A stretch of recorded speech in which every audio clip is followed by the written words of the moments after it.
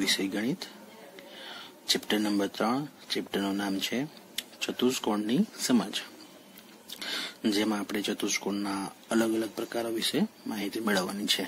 પણ એની પહેલા થોડુંક રિવાઇઝ કરી લઈ.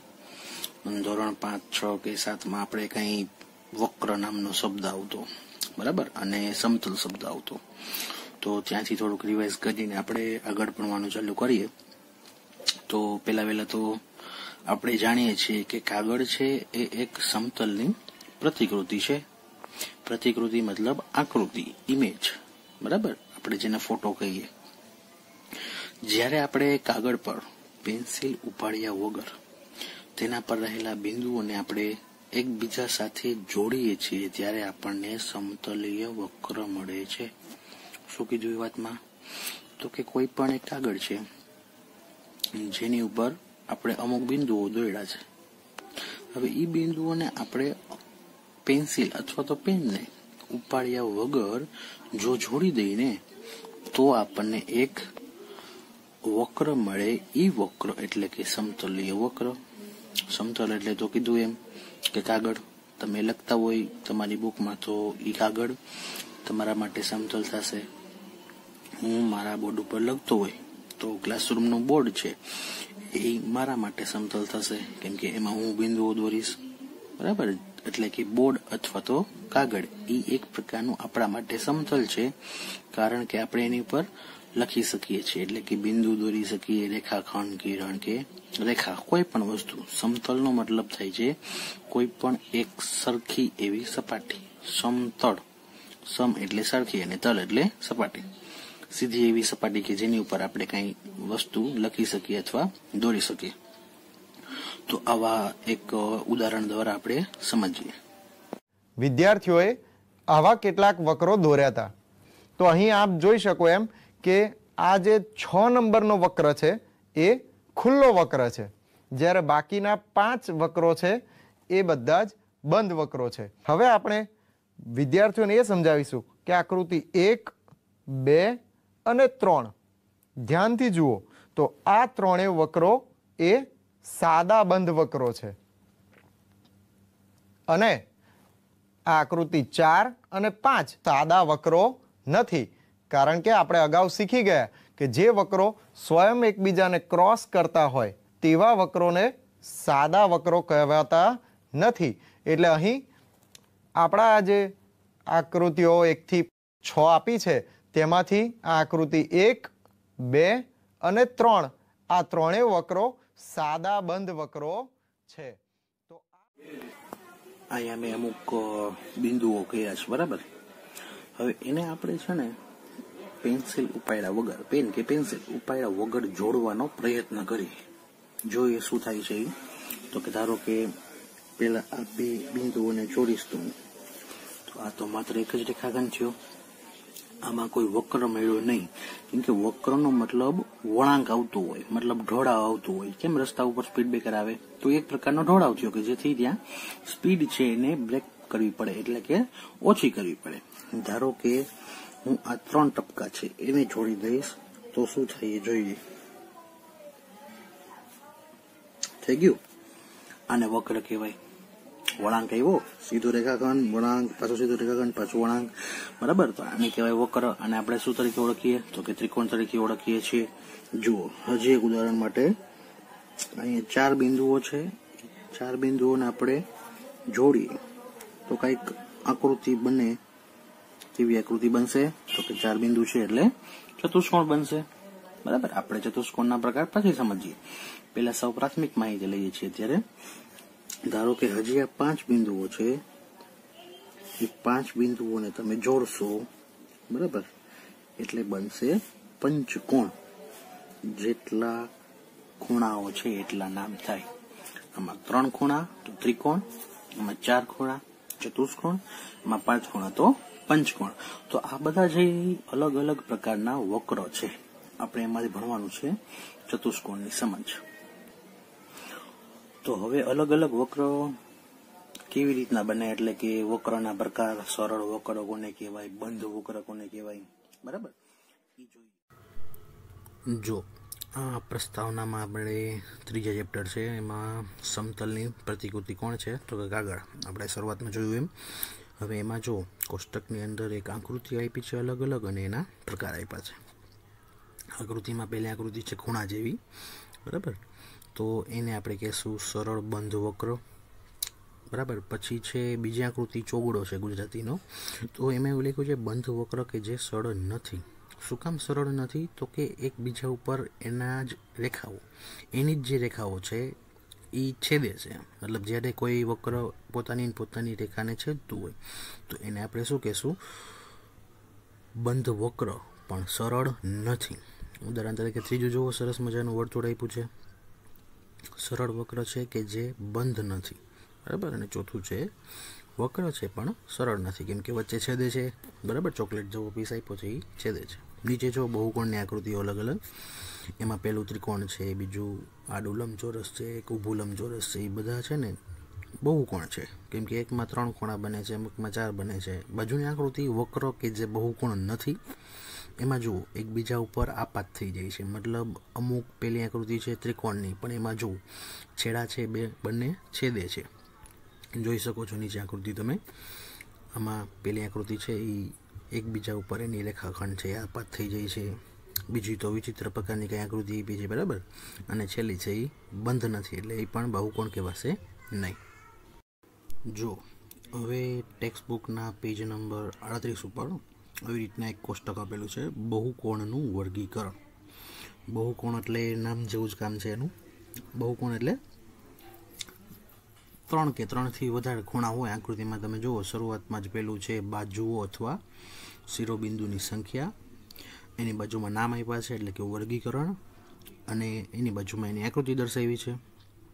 જો હમણાં આકૃતિમાં જોયું એમ કે 2 ખાલી શિરોબિંદુ હોય તો આપણે 2 શિરોબિંદુમાં કોઈ પણ વક્ર બનતો નથી. તો એના માટે શું કરવું પડે? તો કે ઓછામાં ઓછા 3 શિરોબિંદુઓ જોશે. 3 શિરોબિંદુ એને શું કહેવાય? ત્રિકોણ. 4 શિરોબિંદુ એને ચતુષ્કોણ. જો આકૃતિ બાજુમાં 5 શિરોબિંદુ હોય એને પંચકોણ. 6 શિરોબિંદુ હોય એને ષટકોણ. એવી રીતના n શિરોબિંદુ હોય તો n કોણ કહેવાય, બરાબર. એટલે n કોઈ નામ નથી, એવું કોઈનો પ્રકાર ન હોય. n એટલે સંખ્યા મૂકવાની છે. ધારો કે n બરાબર 5 તો પંચકોણ કહીશું આપણે, n બરાબર 9 તો 9 કોણ કહીશું, n બરાબર 7 તો સપ્તકોણ કહીશું, n બરાબર 8 તો અષ્ટકોણ. એ રીતના આખું એક વર્ગીકરણ કર્યું છે બહુકોણનું. બહુકોણ એટલે પાછું યાદ કરાવી દઉં, મિનિમમ કેટલા ખૂણા હોવા જોશે? 3. તો કે આકૃતિ આપણે છે એ ત્રિકોણની દોરી શકીએ. ત્રિકોણથી નાની આકૃતિ બનતી નથી કે જેને 2 ખૂણા અથવા તો 2 બાજુ હોય, એવી એક પણ આકૃતિ જોવા મળતી નથી. આપણે જોયું તો એમાં આકૃતિ બનતી નથી. એટલે 3 કે 3થી વધારે ખૂણાઓ બનાવે એટલે કે કોણ બનાવે તો તેવી આકૃતિને આપણે બહુકોણ કહીએ છીએ. પાછું યાદ કરી લઈ, 3 ખૂણા હોય એને શું કહેવાય? ત્રિકોણ. 4 ખૂણા હોય એને ચતુષ્કોણ, અને 5 ખૂણા હોય એને પંચકોણ, 6 ખૂણા હોય એને ષટકોણ, સપ્તકોણ. એવી રીતના જેટલા ખૂણા એટલા નામ થઈ શકે. આપણે ભણવાનું છે આમાં ચતુષ્કોણ. તો નામ જ એનું છે ચતુષ્કોણ, એટલે કે જે બહુકોણને 4 ખૂણાઓ હોય તેને આપણે ચતુષ્કોણ કહેવાય. હવે જોઈએ વિકર્ણો. વિકર્ણ એટલે શું? ટેક્સ્ટ બુકમાં છે, પણ એની પહેલા એની વ્યાખ્યા જોઈ લઈએ આપણે. ત્રિકોણ સિવાયના, કેમ કે ત્રિકોણમાં છે ને 3 ખૂણા હોય એટલે સામસામેના ખૂણા જોડી શકાય નહીં. એટલે ત્રિકોણ સિવાયના બહુકોણના સામસામેના ખૂણાઓને જોડતો રેખાખંડ એટલે વિકર્ણો. શું કીધું? ત્રિકોણ સિવાયના બહુકોણના સામસામેના ખૂણાઓને જોડતો રેખાખંડ એટલે વિકર્ણ. ચાલો આપણે ટેક્સ્ટ બુકમાં એની વ્યાખ્યા અને આકૃતિ જોઈએ. જો ટેક્સ્ટ બુકના પેજ નંબર 38 ઉપર સૌથી નીચે આકૃતિ આપી છે 3.2.2 ટોપિક છે, નામ એનું વિકર્ણો. એમાં પેલી આકૃતિ છે PQRS. જુઓ તો એ લંબચોરસ જેવો આકાર દેખાય છે, અને એ લંબચોરસ જેવા આકારમાં સામસામેના ખૂણાઓને જોડી દીધા એટલે કે રેખાખંડ PR અને રેખાખંડ PR અને QS એ બંને વિકર્ણો થશે, કેમ કે એના સામસામેના ખૂણાઓને આપણે જોડી દીધા છે. જો આની વ્યાખ્યા ઉપર લખી છે, બહુકોણનો વિકર્ણ એ ક્રમિક ન હોય તેવા શિરોબિંદુને જોડવાથી મળતો રેખાખંડ છે. ક્રમિક ન હોય એટલે કે પાસેના ન હોય. પાસેના એટલે કે જો આપણે આકૃતિ જોઈ છે PQRS લંબચોરસની, એમાં તમે PQ જોડી દો તો એ તો લંબચોરસની બાજુ થઈ ગઈ. આપણે અગાઉના ધોરણમાં ભણ્યા ને કે ભાઈ ચતુષ્કોણને 10 અંગો હોય છે. કેટલા અંગો હોય છે? 10. ક્યાં તો કે 4 બાજુ, 4 ખૂણા અને 2 વિકર્ણ, એટલે ટોટલ 10. પણ જો તમે PQ બોલો છો તો એ તો થઈ ગઈ બાજુ, QR કયો છો તો એ પણ બાજુ થઈ ગઈ. એટલે કે ઉપર જે વિધાન લખ્યું છે ક્રમિક ન હોય. ક્રમિક એટલે કે પાસેના. ઉદાહરણ તરીકે PQ, PS, QR, બરાબર, SR, આ બધા જ એવા છે કે જે વિકર્ણ ન કહેવાય, કેમ કે એ તો લંબચોરસની બાજુઓ છે. હવે જુઓ જે બાજુની આકૃતિ 3.1, એમાં વચ્ચોવચ આપ્યું છે આપણને કે ABCDE, મતલબ 5 શિરોબિંદુ છે, 5 બાજુઓ છે. તો એ કેવી થઈ જશે? 5 શિરોબિંદુ અને 5 બાજુ પંચકોણ. તો પંચકોણમાં કેટલા વિકર્ણ બનશે? જુઓ જે અંદર સ્ટાર જેવી આકૃતિ બને છે. તો કે પહેલો વિકર્ણ AD, બીજો વિકર્ણ DB, ત્રીજો વિકર્ણ BE અને છેલ્લો ચોથો વિકર્ણ છે AC. એમ ટોટલ કેટલા વિકર્ણ બને છે? તો કે 4. ફરીથી જુઓ જીન આકૃતિમાં ત્રુટક રેખામાં દર્શાવ્યું છે, જોજો.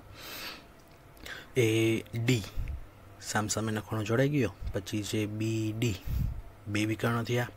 પછી B થી જુઓ તો BE, ત્રીજો વિકર્ણ થયો. અને E થી જુઓ તો EC. એમ ટોટલ કેટલા વિકર્ણ થયા? 4 વિકર્ણ. જો હજી એક આકૃતિ આપીને બાજુમાં આપણે વાત થઈ હતી એમ કે જે ત્રિકોણ છે, પણ હકીકતમાં ત્રિકોણ છે પ્રિઝમ જેવો છે. આપણે જોયો હશે પ્રિઝમ કેવો હોય, બરાબર ને, કાચનો હોય એવો. તો એમાં પણ જો ચોથી બાજુ આપી છે એટલે એ વિકર્ણ બને છે. કયો વિકર્ણ બનશે? જો આપણે જોયો તો પહેલાં તો આકૃતિનું નામ આપી દઈએ KL અને M. KL, M અને N દેખાણું. હવે એમાં જે ત્રુટક રેખાઓ છે એ ત્રુટક રેખા છે એને વિકર્ણ કહેવાય. સામસામેના ખૂણા જોડ્યા ને, M અને K અથવા તો KM, L અને N એટલે કે LN, એ બંને શું દર્શાવે છે? વિકર્ણ દર્શાવે છે. આપણે જોયું હતું કે ભાઈ બહુકોણ એટલે પાછું યાદ કરાવી દઉં, બહુકોણ એટલે મિનિમમ કેટલા ખૂણા હોવા જોઈએ? 3 અથવા તો 3થી વધારે ગમે એટલે ચાલે, 4, 5, 6, 7. તો હવે એમાં પાછા 2 પ્રકાર આવે છે. જો પેજ નંબર 39 ઉપર છે બહિર્મુખ અને અંતર્મુખ બહુકોણ. જે બ્લુ કલરની લાઈન આપી છે એ હેડિંગ છે 3.2.3, બહિર્મુખ અને અંતર્મુખ. હવે આકૃતિ 3.3 જોવો. ડાબી સાઈડ આપેલું છે બહિર્મુખ બહુકોણ અને જમણી સાઈડ આપેલું છે અંતર્મુખ બહુકોણ. હવે પહેલી આકૃતિ જોઈએ આપણે. ડાબી સાઈડની 5 આકૃતિ છે, પહેલાં ધ્યાનથી જોઈ લઈએ.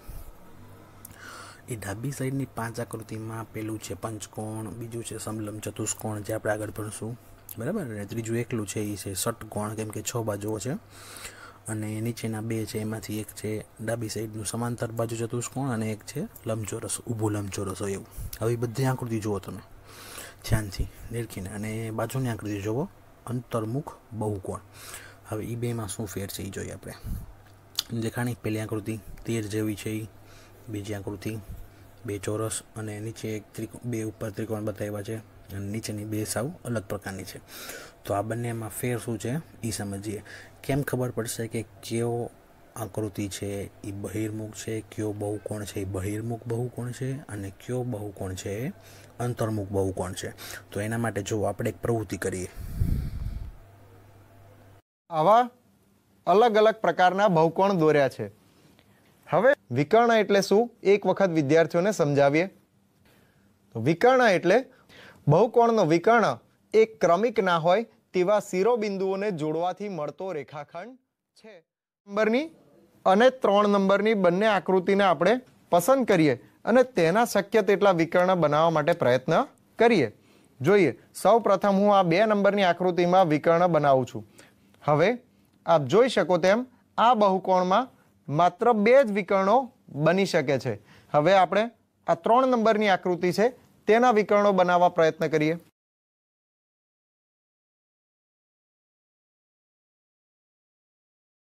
હવે બંને બહુકોણને ખૂબ ધ્યાનથી જુઓ. તેના વિકર્ણોના આધારે વિદ્યાર્થીઓને આપણે સમજાવીશું કે જે બહુકોણના એક પણ વિકર્ણ બહુકોણના બહિર્ભાગમાં ના હોય તેવા બહુકોણને બહિર્મુખ બહુકોણ કહેવાય છે. આ આકૃતિ 3 છે તેના બંને વિકર્ણનો કોઈ પણ ભાગ આપણા બહુકોણની બહારના ભાગમાં નથી, એટલે આ બહુકોણ બહિર્મુખ બહુકોણ છે.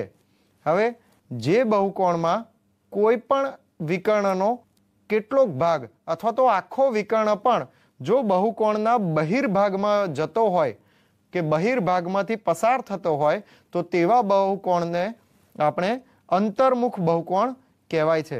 જેમ કે આપણી આકૃતિ 2 તેમાં આ એક વિકર્ણ છે કે જે આપણા બહુકોણના અંદરના ભાગમાં છે, પરંતુ આ બીજો વિકર્ણ એ આખે આખો બહુકોણના બહિર્ભાગમાં જાય છે. આથી આ બહુકોણ એ અંતર્મુખ બહુકોણ કહેવાય.